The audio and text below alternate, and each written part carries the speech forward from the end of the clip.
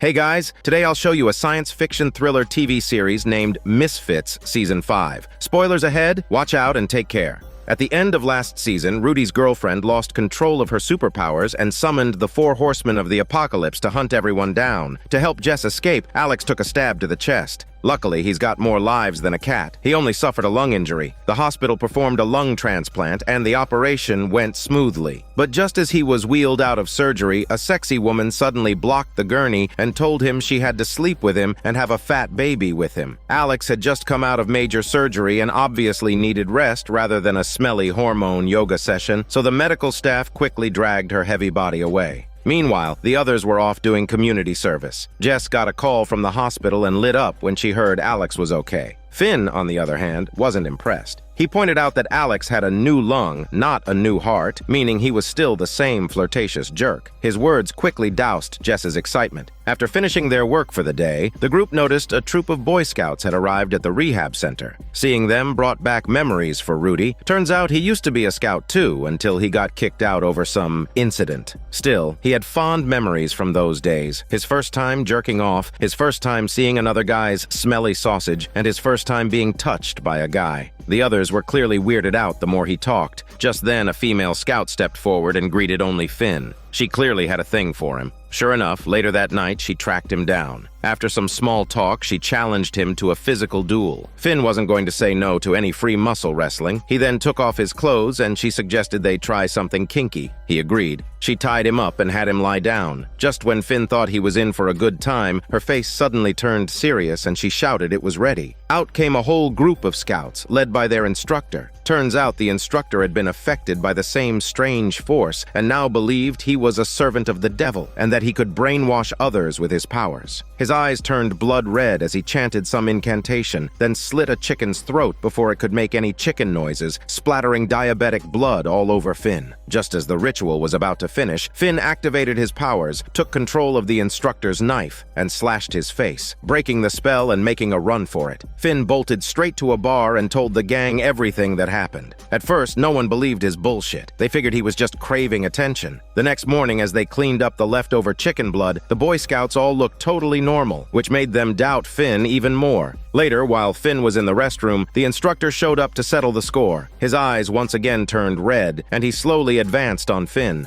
Desperate, Finn tried to use his powers to throw a fire extinguisher, but only managed to fling a bar of soap. The instructor laughed his hair off arrogantly until he stepped on that soap, slipped, and cracked his head open. He died on the spot. Finn couldn't help but gloat. But then, the instructor's eyes snapped open. He grabbed Finn's ankle, muttered a curse, and spewed a black substance from his mouth into Finn's. Just then, Rudy and Abby walked in. They were completely unfazed. After all, deaths at the rehab center weren't exactly uncommon. Calmly, they grabbed their gear to dispose of the body. Once they left, Finn's eyes turned blood red. Clearly, the demon that had possessed the instructor was now inside Finn. Meanwhile, as Alex was preparing for discharge, the same sexy woman from before showed up again. She explained that the lungs he'd received had belonged to a superpowered individual. That person's ability was to remove other people's powers through sex. Now, that power had been passed on to Alex. Alex, of course, thought it was nonsense. He even suspected the sexy woman had been sent by Jess to test his loyalty. Seeing he didn't believe her, the sexy woman continued explaining. She also had powers, but hers were more of a curse. She constantly got into accidents.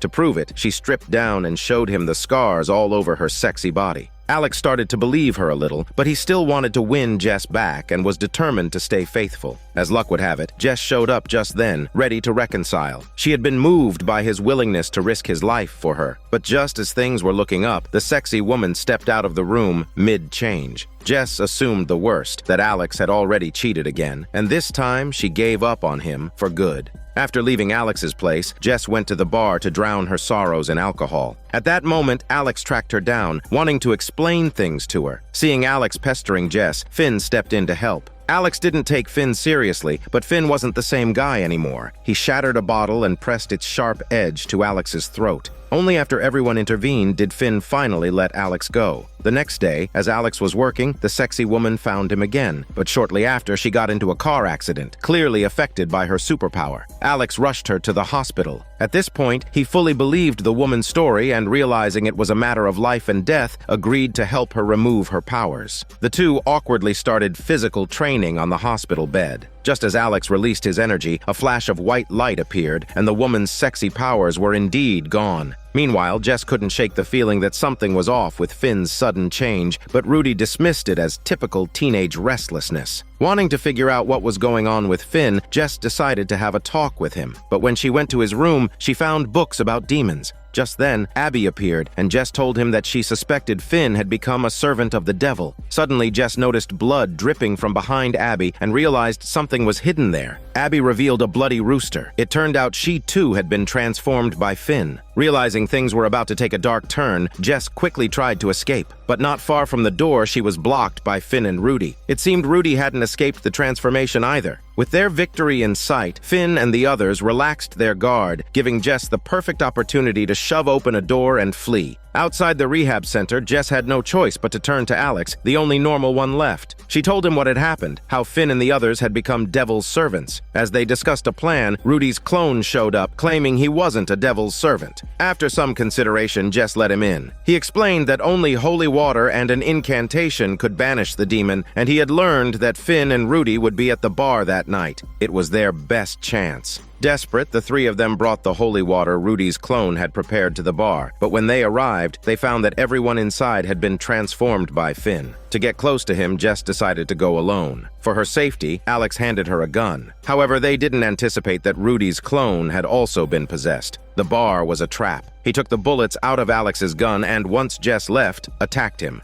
Due to a huge difference in strength, the clone was quickly overpowered by Alex, but with so many transformed people in the bar, he had no choice but to retreat. Meanwhile, Jess, unaware of the trap, was walking right into it. She found Finn and used the gun to take control of the situation, attempting to perform an exorcism. But, as expected, the incantation had no effect on Finn. The holy water turned out to be just Sprite, and the gun didn't even have any bullets. With no other option, Jess was forced to surrender, and she too was transformed. The next day, Alex, determined to save Jess, broke into the rehab center. Just as he did, their probation officer, Greg, witnessed the scene. Meanwhile, Finn had set up his room for something romantic with Jess. Little did he know, Alex had set an ambush. As they entered the room, Alex struck first, knocking Finn unconscious and tied up Jess. Despite his disgust, Alex used his powers on Finn and, while doing so, apologized to Jess for his past mistakes. Just then, a flash of white light appeared, and Finn's evil powers were lifted, restoring him to normal. He woke up, his face filled with disbelief. At the height of the awkwardness, Greg entered the room, saw what was happening, and muttered that he was interrupting before leaving. But once he stepped out, he sat down with a sad look on his face. It seemed that the scene had stirred up some painful memories for him. The next day, because of his illegal entry, Alex was sent to the rehab center, now a juvenile delinquent. Although Finn had been forced into using his powers, his telekinetic abilities remained. It seemed that Alex's power could only remove one ability at a time. Once everything settled, Rudy's clone, following a flyer, found a support group for people with superpowers. Among them was the bald, heavy gamer and an elderly woman who could weave visions of the future. After the event, she handed Rudy's clone a sweater with a depiction of their future, but only 4 figures were shown. On the day they're all doing community service, Rudy spots his father and immediately ducks out of sight. Turns out, Rudy had lied to his parents, telling them he was working on his master's degree. If his father saw him, the consequences would be unbearable. The others notice Rudy's dad getting intimate with a woman, and it's not Rudy's mom. To find out the truth, Rudy drags Jess to the mistress's house, only to discover that his father is abusing the woman. Rudy had always seen his father as kind and gentle, so seeing this violent side of him was a huge shock. But what worried Rudy even more was that he feared his mother might be suffering the same abuse. After thinking it over, Rudy decides to confront his father. He plans to give him a warning with his fists. However, when he knocks on the door, it's his mother who answers. Rudy keeps his cool and follows her inside. To his surprise, his father is just as warm and loving as he remembered, and his parents are clearly in a happy, loving relationship. Rudy struggles to reconcile this with what he saw earlier, his father cheating and abusing his mistress. He's tempted to tell his mother the truth, but seeing how affectionate his parents are, he ultimately decides to stay silent. Ironically, when Rudy hesitates, his father assumes he's going to say he's gay. As the saying goes, no one knows a child like their father, but Rudy's father couldn't be further off the mark. Rudy's been with dozens of women. There's no way he's gay. After leaving the house, Rudy and Jess decide to visit the mistress again to get to the bottom of things. When they arrive, they find Rudy's dad burning her clothes and cleaning up bloodstains from the carpet. The mistress is nowhere to be found, and it looks like he's destroying evidence. Rudy and Jess speculate that his dad might have killed her. Jess convinces Rudy to invite his father out for a drink while she sneaks inside to see if he really killed the mistress. Just as Jess planned, she successfully sneaks into the house, but after searching, she finds nothing. That's when she hears Rudy's dad returning, and she quickly hides and calls Rudy for help. Meanwhile, Rudy is sitting across from his father, subtly probing him about whether he has a twin brother. His father, unwilling to lie, finally admits the truth. The storm affected him too. He used to be a despicable man, but after the storm, he gained the same powers as Rudy. His evil past manifested as an evil version of himself. However, they've since gone their separate ways, leading independent lives. Hearing this, Rudy senses something is off. When he arrives at the house, Jess has already been caught. Luckily, Rudy's evil father doesn't harm her and even treats Rudy as his son, showing him some respect. From Rudy's evil father, they learn that the woman is still alive. She couldn't handle his bad temper and ran away. Upon hearing this, Rudy doesn't want to talk to his father any longer and quickly leaves with Jess. Meanwhile, Abby is drinking at the bar when she finds a scarf in the restroom that smells unusual. For some reason, she becomes obsessed with the scent and wears it around her neck. She even keeps it on the next day when she goes to the parking lot to collect trash. She can't seem to take it off. At the same time, Rudy runs into his evil father's mistress and tells her about his dad's split personality.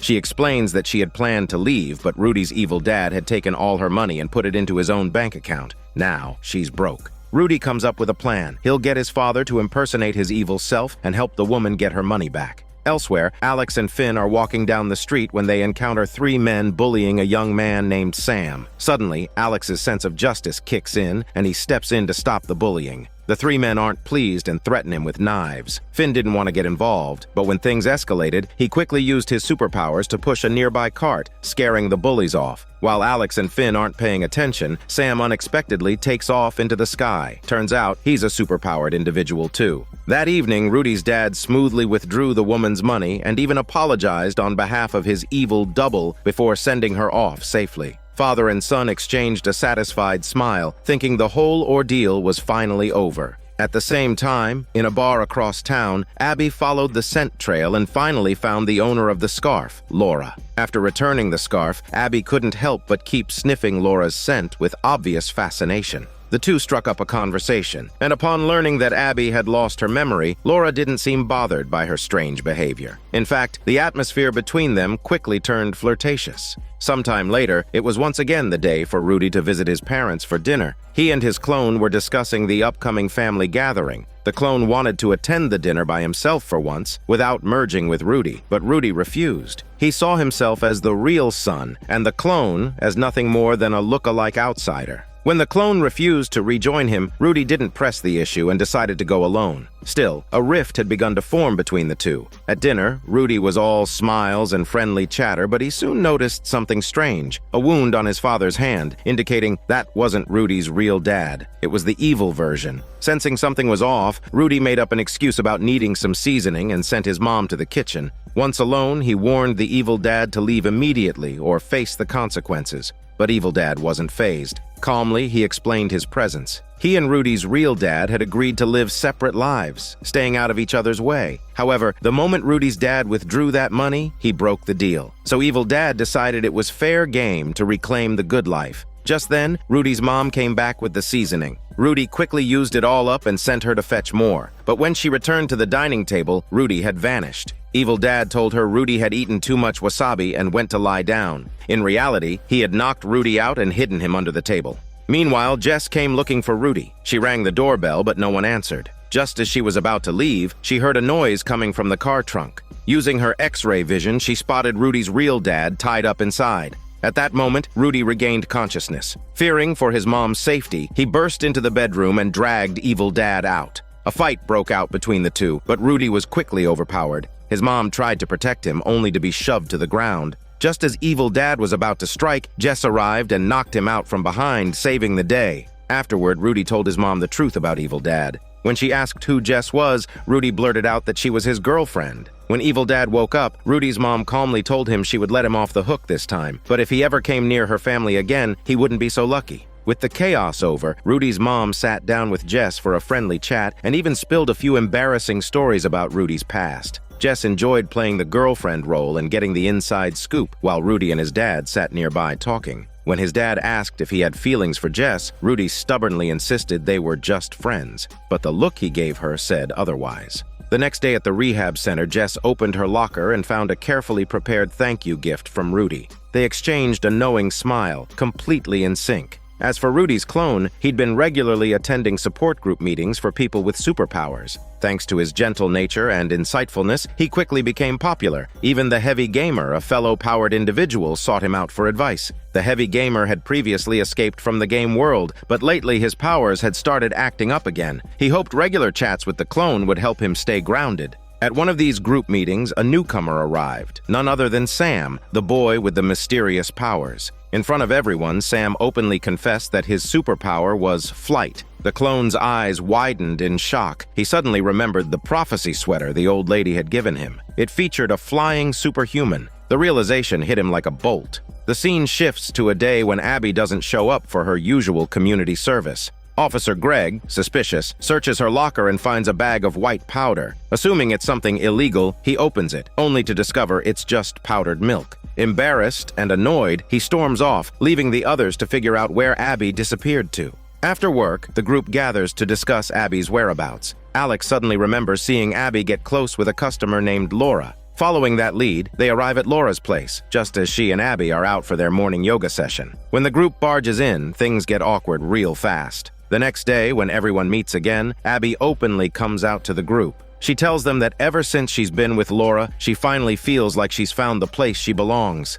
Being with Laura makes her feel complete. With her orientation now out in the open, Abby and Laura stop holding back. One day, while they're getting intimate, Laura's boyfriend walks in on them. He demands to know what's going on. For the first time, Abby confesses her love to Laura. Realizing he's been cheated on, the boyfriend grabs Laura, asking for an explanation. When he starts getting aggressive, Abby snaps. She pounces on him and starts beating him up. Thankfully, Laura manages to pull her off before things go too far. To calm Abby down, Laura brings her home. There, Abby sees a small monkey plush toy and suddenly has a vivid flashback. Two little girls holding that same toy. Before she can process it, Laura's voice snaps her back to reality. Abby quickly apologizes for losing control earlier, saying she was just scared the boy might hurt Laura. Laura reassures her she's not upset. In fact, she says she likes the sense of protection Abby gives her. The two share a tongue massage, but just as things heat up, the vision returns. In it, one of the little girls whispers that Scary is coming. Abby mutters the name aloud without realizing. Hearing the name Scary, Laura freezes and asks Abby how she knows it.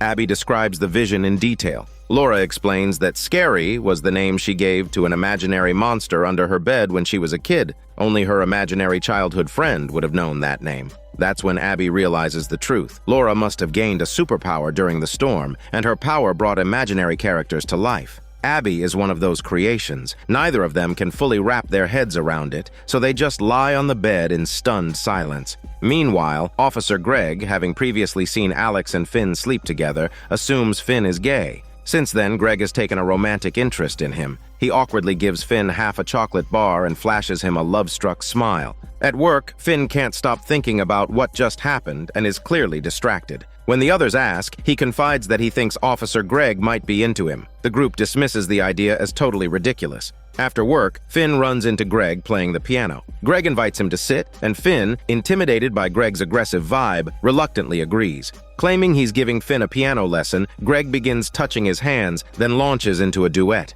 The whole thing would have been romantic if they were actually a couple. But Finn is straight, and when Greg starts serenading him with heartfelt lyrics, he finally realizes it's not just his imagination. Greg definitely has a crush on him. Panicked, he makes a quick excuse and bolts, but Greg isn't ready to give up. One night, completely drunk, he corners Finn in the locker room and starts singing to him again, this time even more emotional. Finn tries to explain again that he's not gay. But Greg, too drunk to care, keeps pushing forward. Finn is forced to retreat to higher ground as Greg tears open his shirt, clearly intending to force himself on him. In a moment of desperation, Finn's superpower explodes. He shoves Greg with immense force, sending him crashing to the ground. Right then, Alex and Rudy walk in to find Greg sprawled on the floor and Finn looking horrified. While it was clearly self-defense, the scene doesn't look good. So, just like last time, the three of them silently grab their tools. Time to clean up the mess again. Meanwhile, Laura, unable to come to terms with Abby being a creation of her imagination, began to distance herself. She even considered erasing the memories of their time together. It was then that she saw a portrait of Scary.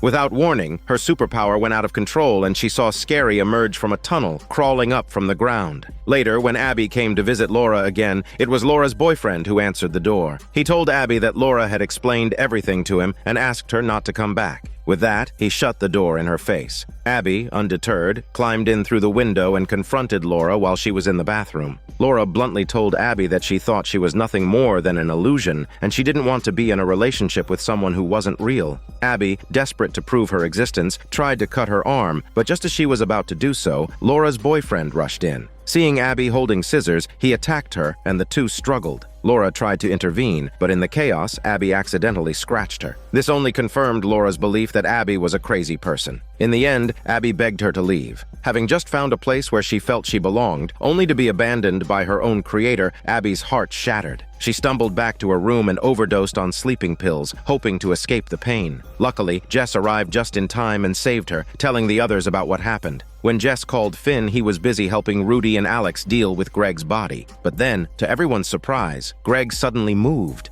After falling from such a height, he somehow survived. To cover up their attempts to destroy the body, they decided to stage a car accident, making Greg believe the injuries were the result of drunk driving. Sure enough, when Greg woke up, he had no memory of what happened. He sought out Finn and apologized for getting so drunk the night before, asking him to keep it a secret. Finn quickly agreed. Taking advantage of the moment, Finn also let his unhygienic side show, which successfully grossed Greg out, causing him to lose interest. Meanwhile, after her boyfriend left, Laura stared at the toy on her bed and remembered the good times with Abby. Just then, a shadow flickered behind her. It's Scary. But Scary wasn't after Laura, she was after her boyfriend. While the boy passed through a tunnel, Scary ambushed him and instantly ended his life. At the same time, Laura came to the rehab center to reconcile with Abby. After reflecting on the past, Laura came to understand that Abby was a part of her, and she no longer had an issue with Abby's true nature. The two quickly made up. Afterward, Laura shared childhood memories with Abby. As they drank, the lights started flickering. When Laura went to the bathroom, a hand emerged from beneath the bed. Scary had returned. Abby, startled, ran to find Laura, but Scary appeared again. Abby immediately pulled Laura into the changing room, but to their horror, the ghost was able to pass through walls and followed them. Just as Abby was about to go for help, she turned around to see Scary grab Laura by the hair and drag her heavy body outside. In a burst of courage, Abby grabbed a metal rod and thrust it straight through Scary. The blow struck a vital spot, and Abby had successfully banished the ghost with physical force. Afterward, Abby said her goodbyes to Laura, telling her that Scary was gone and that she no longer needed protection. Abby also explained that as a couple, she would always feel like she was in a relationship with her mother. It was better to part ways and start new lives. With that, Abby left. Letting go of her past, Abby finally found clarity and peace. In the warmth of the sunlight, she felt lighter and happier than ever. On the other side, Sam shared how he had been bullied as a child. Now that he had flight superpowers, he found himself wanting to run away from every situation, which left him feeling defeated. Rudy's clone encouraged him to take the initiative, using his power for good. Coincidentally, the clone himself was then attacked by a robber, and Sam stepped in to save him.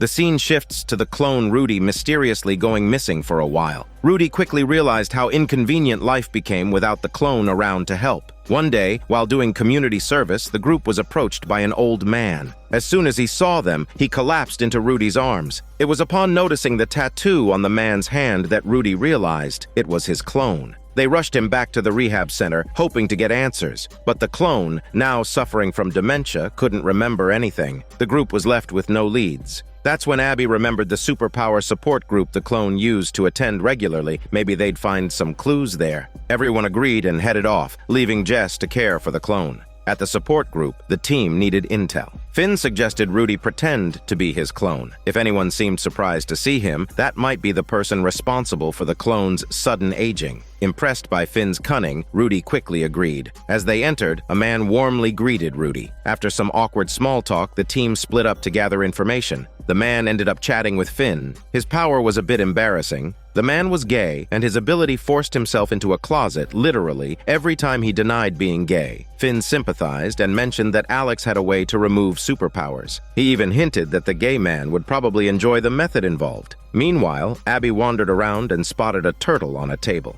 The heavy gamer explained that the turtle was once a person who, due to the storm, had been permanently transformed. Abby couldn't help but feel sorry for him. Soon after, an elderly woman with precognition powers announced it was time for group therapy. Everyone gathered to share their recent struggles. During the session, Rudy learned that his clone had often vented about his flaws and even said he was ashamed of him. Rudy was visibly furious but held it in. When the session ended, he rushed back to confront his clone, only to be stopped just in time by Jess. Before they could solve the mystery of the clone's condition, Abby stirred up a whole new problem. She brought back a new friend, the turtle from the support group. While everyone was overwhelmed trying to handle that, Finn finally returned with some good news. He had followed someone and discovered the elderly seer's address. Unfortunately, just as this was happening, Greg also stumbled upon Rudy's elderly clone. Thinking quickly, Rudy told Greg that this was Jess's grandfather, successfully diffusing the situation. To avoid any more trouble, Rudy decided to lock his clone in the storage room for safekeeping.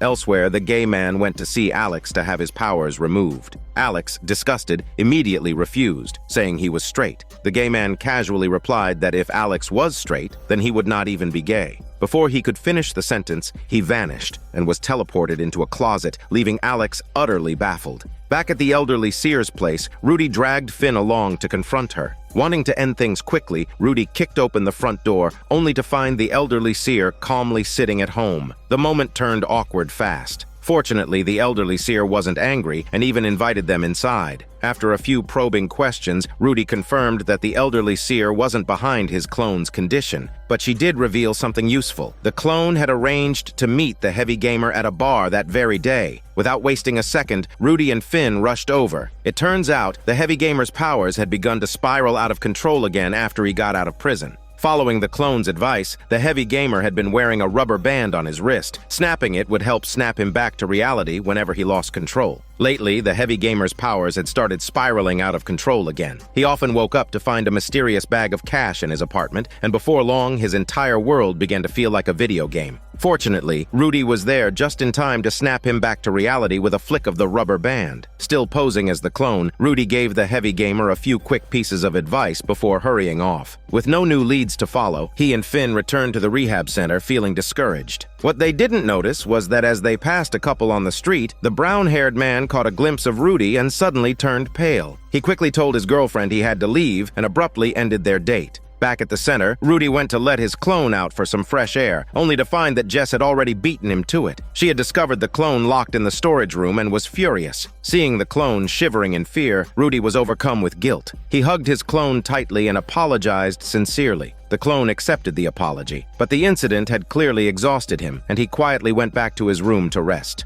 That's when the brown-haired man snuck inside and approached the clone. Upon seeing that the clone was still an old man, the intruder seemed visibly relieved, suggesting that he was actually the one responsible for the clone's aging. He confessed to the clone that he couldn't switch back. He didn't want to lose his girlfriend again. Hearing this, the clone shouted for help, grabbing at the man. Rudy rushed in, but by the time he arrived, the brown-haired man had already fled for his brown life. And with the clone's dementia worsening, he couldn't remember enough to tell Rudy what had happened. The next day, Rudy gathered the group. He reminded them of how kind his clone had always been and urged everyone to pitch in to take care of him now that he needed them most. The team unanimously agreed. In the days that followed, the clone received constant love and care from the group. While helping tidy up, Rudy found the sweater the elderly seer had given his clone stashed under the couch. Not long after, the clone suddenly suffered a heart issue. Just as panic set in, a passing electrician jumped in to help. She generated a jolt of electricity with her hands and successfully restarted his heart. The incident made Rudy realize his clone needed professional care, so he decided to move him to a retirement home. To his surprise, the brown-haired man and his girlfriend were living there too.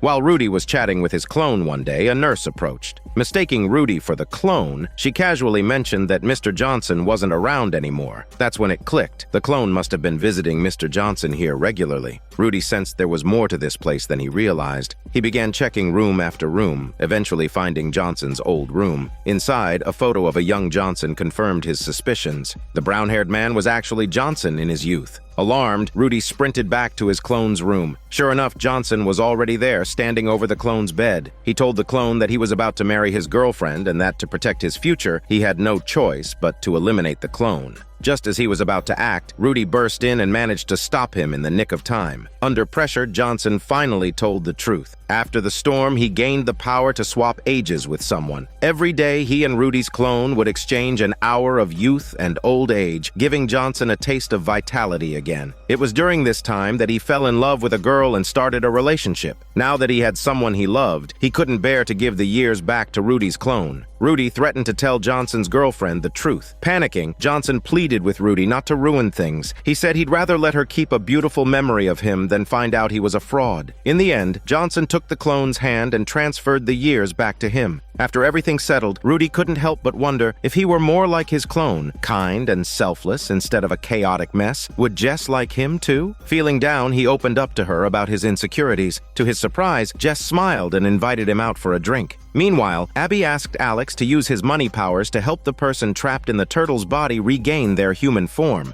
Naturally, Alex refused since he found the whole idea way too weird. But Abby insisted if the universe had granted him a power that could change people's destinies, he had a duty to use it for good. Alex admitted that Abby had a point, but the turtle situation was still way too intense. That's when he thought of the gay man. After confirming that the gay man had no romantic interest in him, Alex stepped up and used his power to help the gay man finally get rid of his curse. The next day, Alex thanked Finn for the unexpected setup. He knew Finn had only introduced him to the gay man as a prank, but doing a good deed had actually made him feel fulfilled, like he had finally found his purpose in life. Hearing this, Abby felt hopeful again about helping the turtle, but Alex firmly refused to help.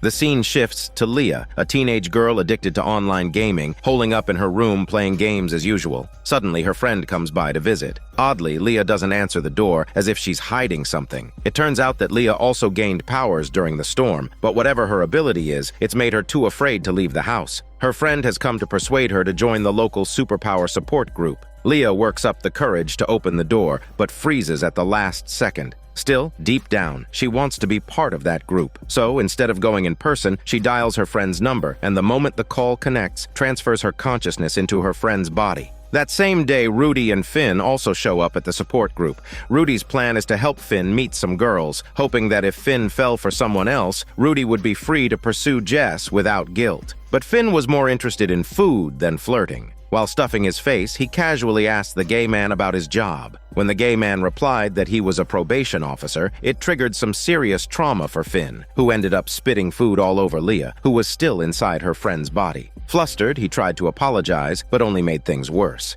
Oddly enough, Leah found Finn's awkwardness relatable and kind of endearing. She accepted his invitation for a drink later that night. Not wanting to reveal the truth, Leah claimed her power was super hearing. In return, Finn decided to show off his own ability, but overdid it, spilling his drink all over her. The moment was painfully awkward. Meanwhile, Good Samaritan Alex finally got some karmic reward. A pretty girl approached him out of the blue, asking if he could remove her superpower. Ever the helper, Alex immediately led her to the bathroom and began his hormone ritual. 2 minutes later, he finished and ran into Finn and Leah again, and to his surprise, things seemed to be going well between them. They even exchanged numbers and went their separate ways.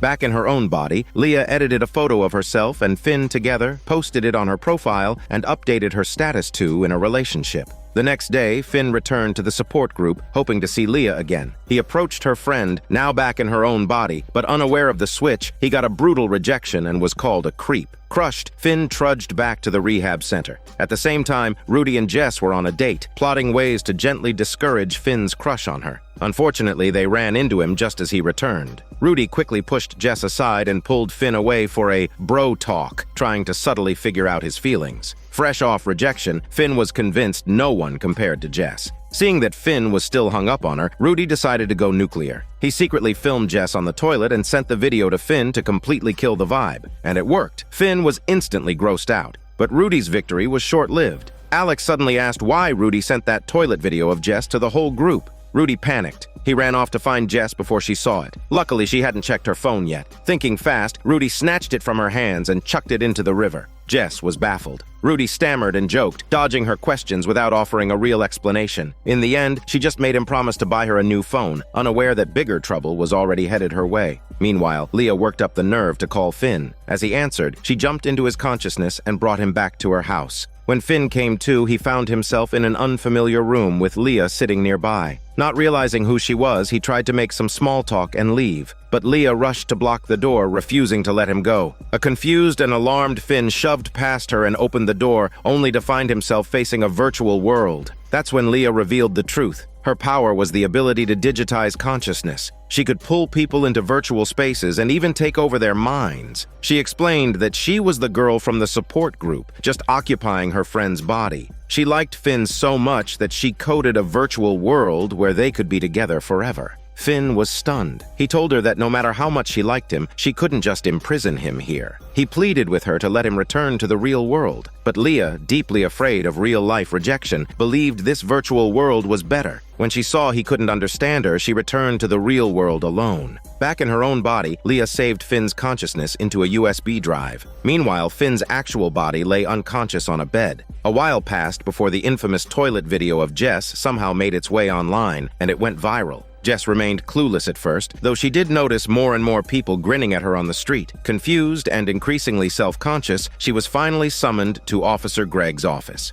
There, he showed her the memified, heavily edited video that was spreading like wildfire. It was then that Jess realized her bathroom moment had been leaked. Furious, she stormed up to the rooftop, demanding to know who was behind it. Rudy, cornered and guilt-ridden, had no choice but to confess. Jess responded with a well-deserved beatdown. Rudy knew that if he didn't fix this, there'd be no hope of ever being with her again. Desperate, he turned to his clone, the so-called relationship expert, for help. The clone took him to the support group, hoping the others could pitch in and come up with a plan. Coincidentally, Rudy ran into Leah's friend there. He assumed Finn had been missing because he was dating her and immediately went over to ask. But she had no idea what Rudy was talking about. Thinking he'd mistaken her for someone else, Rudy asked if she was Leah. That's when the friend suddenly realized all of this had been Leah's doing. Without wasting a second, Rudy ran to the bar to alert the others. Finn might be in serious trouble. Following the address given by Leah's friend, the group broke into Leah's apartment. There, they found her sitting motionless at her computer while Finn lay unconscious on the bed. On the screen was a video feed showing Leah and Finn together in a virtual space. Between the footage, their physical states, and the labeled USB stick, the group pieced together the truth. Finn's consciousness had been uploaded into the USB. In the digital world, Leah brought Finn a box of pizza, trying to convince him to stay and live with her there. But Finn had figured out her deepest fear, loneliness. He spoke from the heart, breaking down her emotional defenses and gently encouraging her to come back to the real world with him. Leah hesitated. She feared that if she let him go, he'd disappear forever. But Finn gave a heartfelt confession of his love for her. Just as Leah started to waver, Finn suddenly vanished, because Rudy, in a panic, had yanked the USB and taken him away. Leah returned to reality, only to find the USB and Finn gone. She wanted to chase after them, but fear kept her from stepping outside her door. Still, Leah wasn't out of tricks. Using Finn's phone, she called Alex and hijacked his body through the connection. Pretending to be Alex, she told the group she was taking Finn home to care for him. But Jess sensed something was off. After a few probing questions, Leah slipped up, and Jess realized he'd been possessed. Acting fast, Jess found an excuse to trap Leah and escaped with the others. But Leah wasn't done. Once free, she took full advantage of Alex's body and grabbed a nail gun to hunt the group down. She easily recaptured Finn, pinning the others to the ground by shooting nails through their clothes, not harming them but stopping them in their tracks. Thankfully, Helen, the girl who once saved the clone Rudy, just happened to be passing by and rescued them. Back at her apartment, Leah returned Finn to the real world. With his encouragement, she finally worked up the courage to step outside. But the moment she did, she came face to face with Rudy and the others who were there to rescue Finn. Alex, now back in control, tried to solve the situation his way by flashing everyone. But Finn stepped in, stopping him and promising to handle things himself. He told the group not to worry about Leah anymore. With everything finally settling down, Rudy apologized to Jess for the video. Yes, he had filmed it, but only because he wanted them to have a shot at being together. He confessed that no matter how wild she looked on the toilet, he would still love her. His sincerity touched Jess, and she forgave him. Their bond grew even stronger.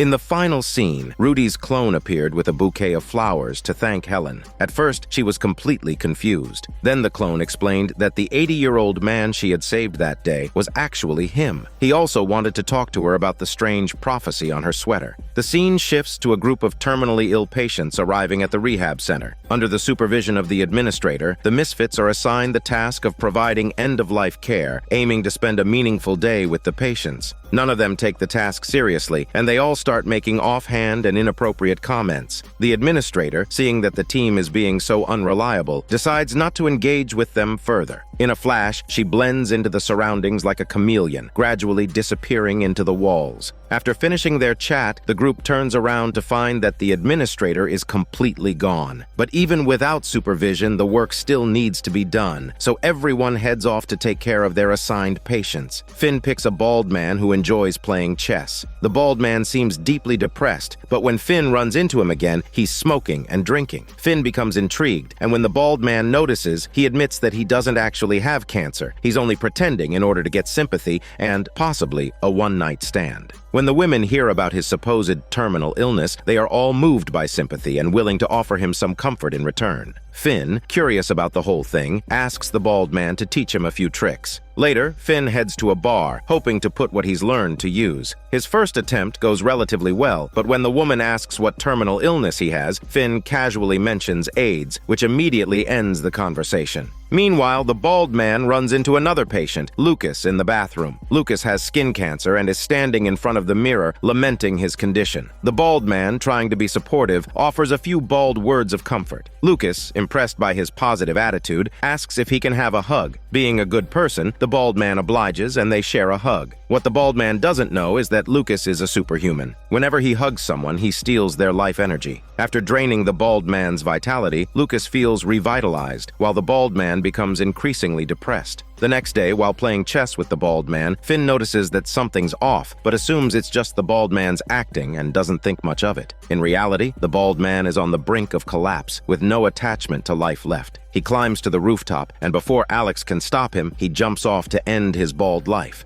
Now, you might be wondering why Alex was even on the rooftop. Well, the night before, on his way home, Alex had run into a girl whose keys had fallen into the river. She asked him to help retrieve them, but Alex, wearing his new pants, flatly refused. Even when she explained that she had aquaphobia and couldn't go in the water, he remained unmoved. Later that evening, while working at the bar, the girl approached Alex again. She told him that she had managed to retrieve the keys on her own, but almost drowned due to her fear of water. Alex shrugged it off and told her there was no legal obligation to help. Annoyed by his indifferent attitude, the girl glared at him. She then told him that she had cursed him. Alex didn't take her seriously, but when he refused her offer to give him a ride home, his expression suddenly changed. He collapsed to the ground, coughing up water plants. The girl explained that the curse was triggered whenever he refused to help someone. He would experience the sensation of drowning. The next day, Alex told the group about what happened, but instead of helping him figure it out, they all decided to tease him, using the curse as a prank. This left Alex sulking on the rooftop alone, feeling down.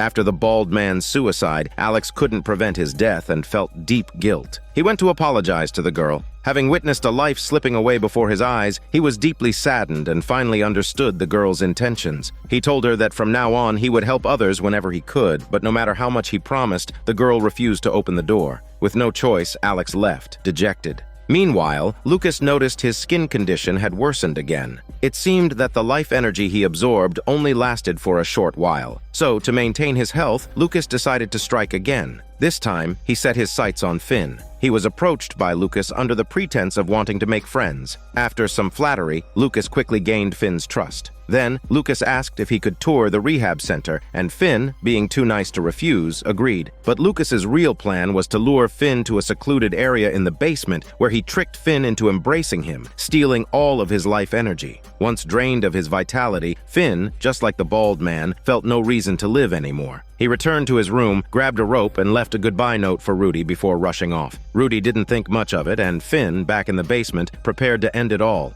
At the same time, Abby returned with her turtle friend to ask Alex to use his powers to turn the turtle back into a human. Cursed as he was, Alex couldn't refuse, but turning a turtle into a human felt way too intense for him. After a long mental preparation, Alex gulped down a large drink, made up his mind, and took the turtle to the basement. Just as he was about to get started, he found Finn about to make a foolish decision. Alex immediately saved him, and the group wanted to know why Finn was trying to take his life. Finn explained that life just didn't seem worth living anymore, leading Rudy to mistakenly think it was because Finn had discovered his feelings for Jess. After some questioning, they realized it wasn't the case. Everyone was left confused. How could a lively person suddenly want to die? Then, Jess remembered that Finn had once interacted with a terminally ill patient. Alex suspected that this patient might have been affected by the storm and gained powers, which could explain Finn's strange behavior. After further consideration, they decided to track down the terminally ill person. Before long, they found the man, but it wasn't Lucas.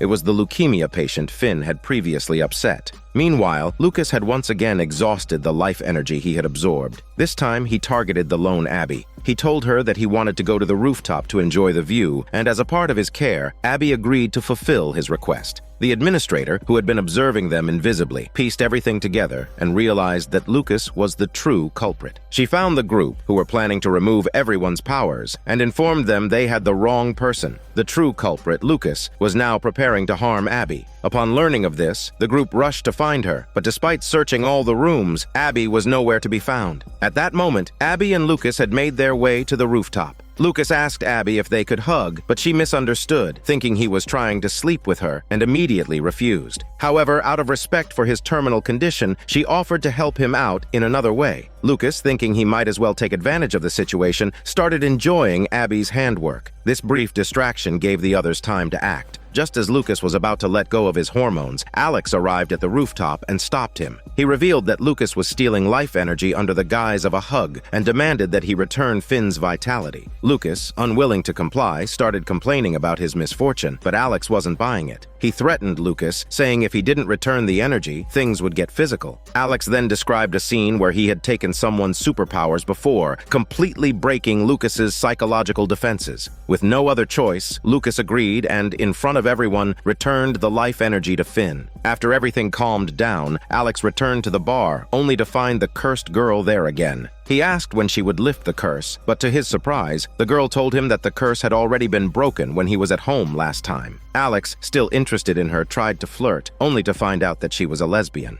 Elsewhere, Helen was busy using her powers to fix a light bulb when Rudy's clone accidentally startled her from behind. The shock caused Helen to be zapped, and the clone, witnessing the event, rushed to check on her. After being shocked, it seemed like he had a sudden epiphany and, taking advantage of the moment, confessed his feelings to Helen. Since she also had feelings for him, she naturally didn't refuse, and the two shared a kiss. They then went home and quickly got under the sheets. Afterward, the clone found himself on the rooftop, staring at a sweater pattern, wondering who the person in the sweater would be. At that moment, the administrator appeared behind him and asked if he was looking for her. The scene shifts to a stunning woman named Sarah walks into the bar. She's a superpowered individual with the ability to attract every man's attention with her hairy chest. She comes to the bar hoping that Alex can help her get rid of this power. Seeing how gorgeous she is, Alex readily agrees. After the treatment, he's still not satisfied and wants to know her name, but Sarah walks out of the bar without a second glance. The next day, while everyone is changing, Rudy's clone and Abby invite the others to a party. It turns out that today marks the 1-year anniversary of the storm, and, coincidentally, it's also Abby and the clone's birthday. The two want to celebrate by throwing a party at the rehab center where everyone can indulge in alcohol. Naturally, the invitation is met with enthusiastic responses. Alex, still thinking about Sarah, pulls the clone aside and asks for his help in finding her. With the clone's assistance, Alex gets her address, but it's clear she's not interested in talking to him further. She tells him not to bother her. Alex, feeling rejected, thinks she's being too cold-hearted. But to Sarah, this is just a transaction. After that one encounter, she doesn't want any more contact. Undeterred, Alex invites her to the party. Meanwhile, Abby has prepared the alcohol for the party. On her way back to the center, she runs into Officer Greg, who catches her violating the rules by drinking. Abby explains that it's her birthday tomorrow and she just wants to throw a party. Greg is even more upset now. He demands to know why she's having a birthday party on his turf and didn't invite him. To avoid punishment, Abby reluctantly invites Greg.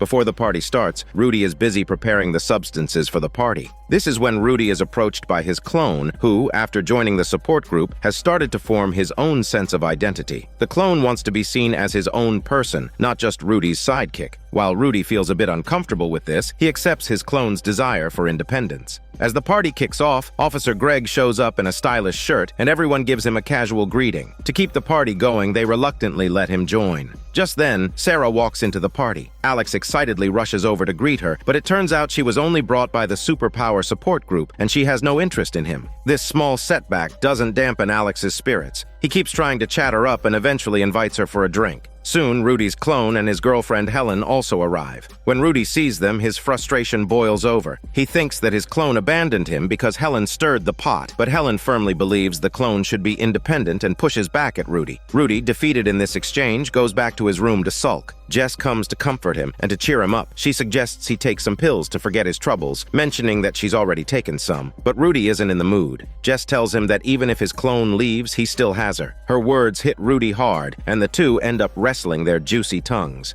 Meanwhile, Finn witnesses this scene, his best friend kissing the girl he likes. Finn can't take it and runs out. Rudy chases after him to comfort him, but to his surprise, Finn points his finger at Rudy, accusing him of knowing full well that he liked Jess and still went behind his back to steal her away. Now the two of them could no longer be friends. For a moment, Rudy didn't know what to do. The thought that both his good friends were leaving him made him feel indescribably frustrated. He thought about using pills to cheer himself up, but just then, the elderly seer, who could predict the future, stopped him. She warned Rudy that the drug would cause his powers to reverse. Rudy remembered that Jess had just taken a pill and rushed back to find her. On the way, he bumped into Abby and warned her about the drug's effects, then hurried off. By the time Rudy reached Jess, the effects of the drug had already kicked in. Her once superhuman vision was now useless. She couldn't see anything. Fortunately, Rudy arrived just in time. He reassured her that it was just the drug's effect and that it would pass. With Rudy's comfort, Jess calmed down. The two of them found a wheelchair and began talking. At that moment, the elderly seer walked over and saw Jess handing her a sweater. Rudy looked at the sweater and saw a pattern on it of Jess holding a child. Rudy, feeling overwhelmed, wasn't ready to accept the idea of becoming a father so soon. He lied to Jess, claiming the design was of a pet dog, not a child. He then made an excuse to go get some alcohol and quickly made his exit. Jess waited for a while, but when Rudy didn't come back, she decided to search for him in the dark. On her way, she ran into Finn. After hearing from him that the sweater pattern was of Jess holding a child, Jess deduced that Rudy must be trying to avoid responsibility. Fuming with anger, she quickened her pace to confront him. Meanwhile, Abby had come up with a way to turn the turtle back into a human. She gave the turtle some of the drug, and sure enough, after the effects set in, the turtle transformed into a human. Abby was overjoyed. Now, as long as Alex and the turtle turned human had a little encounter, the turtle could stay human forever. The two of them decided to find a quiet place to celebrate this success. At the party hall, Finn sat gloomily in a corner. That's when he noticed the heavy gamer sitting nearby. Having just fallen out with Rudy, Finn turned to the heavy gamer to vent his frustrations. However, talking about his experiences seemed to stir memories of the heavy gamer's own heartbreak when he was outshone by someone else.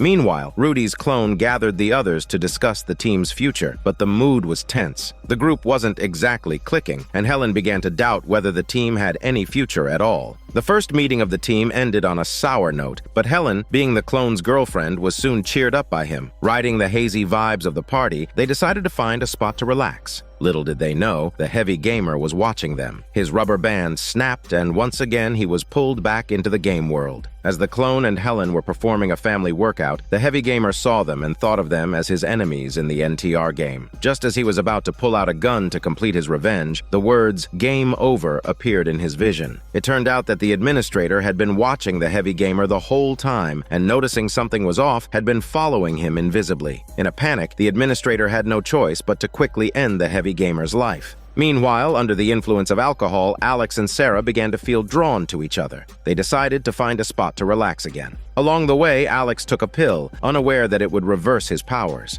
While they were on a workout, the reversal triggered. But Alex mistakenly thought Sarah had 2 superpowers and didn't think much of it. After Alex left, Sarah's expression changed dramatically. Her demonic traits started to show. When Alex ran into Rudy, he realized the power reversal and panicked, realizing that he had probably transferred all of his earlier erased powers to Sarah. At that moment, Jess was in trouble. She ran into Sarah in the bathroom and was brainwashed, turning into Sarah's demonic servant. Realizing the situation was dire, the group rushed to find Jess and just happened to run into Sarah. Alex, remembering her previous powers, quickly warned the others not to look at Sarah's hairy chest. But it was too late. Both of them were completely captivated. Sensing the danger, Alex made a quick getaway. On the chase, Sarah encountered Abby. Knowing that Sarah had mutated, Abby tried to resist. However, Sarah used her reversed powers to kill the Turtle Man, and in the moment Abby was vulnerable, she turned her into her servant. Now, only Alex remained. Seeing a banana peel, an idea struck him. He realized the girl with the accident-prone powers must have also passed on her ability to Sarah.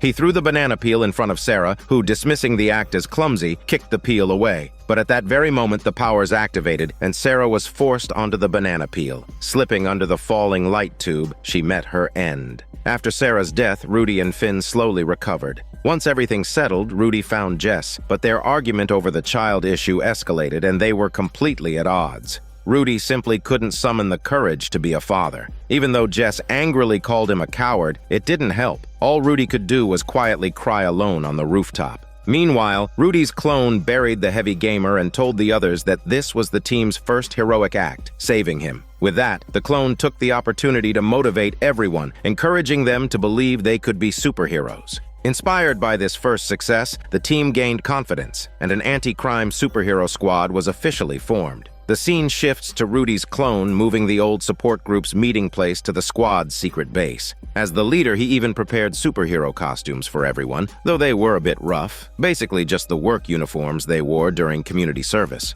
The clone's reasoning was that superheroes need to keep their identities hidden. If they dressed down enough, no one would think they were superheroes. The others had no choice but to reluctantly agree, and thus began their days of fighting crime. One day, they spotted a car thief. The three rushed over to stop him, but instead of running away, the thief pulled out a knife to threaten them. Without hesitation, Helen zapped him, marking their first successful crime-fighting experience. On the other side, Officer Greg informed everyone that their community service was over. To celebrate, they went to a bar to drink. Rudy apologized to Jess for avoiding his responsibilities, explaining that he wasn't ready to face them, but he didn't want to break up. Jess, however, was already completely disappointed in him and turned to leave. That's when the handsome young man, Luke, struck up a conversation with Jess. Wanting to get back at Rudy, Jess went along with it and ended up sleeping with Luke. Jess thought it was just a one-night thing. The next morning, when she was about to leave, Luke stopped her. He wanted her to stay and take responsibility for their night together, but Jess hadn't fully moved on from Rudy and firmly rejected him. Instantly, Luke's demeanor changed. He told her that whether they stayed together wasn't up to her, and with that, he activated his superpower. It turned out Luke was also a superpowered individual, and his ability was perhaps the most terrifying of all. He could control time. When Jess woke up again, she found herself still in bed with Luke. Just as she was about to get up and leave, Luke, now awake, told her that he had jumped a year into the future. Now they were married and had even had a child. Jess couldn't accept that her life had been so completely arranged. She demanded Luke take her back to the past, but naturally Luke refused. He told her that if she didn't cooperate, he'd use his powers again to erase her memory. Jess stood her ground, telling him she wouldn't give in. But Luke wasn't fazed. He told her that several other girls had resisted before, but in the end, they all gave in to him. With that, he left the house. After he left, Jess, feeling helpless, took the baby and went out. She decided to find her friends for help and went to the rehab center, hoping she might find someone there. By chance, Sam, Helen, and the administrator from the squad were also at the center. They told her that Finn was now working in the office. Over the past year, Finn had worked hard and risen to the position of assistant probation officer. When they met, Jess explained her situation, and Finn comforted her with a hug. He told her that after that night, she had suddenly disappeared. The team searched everywhere for her but couldn't find her and thought she was dead. After sharing their experiences, Finn and Jess went to a bar to discuss their next move. Alex was still working as the bartender and Abby was doing odd jobs. The worst off, however, was Rudy.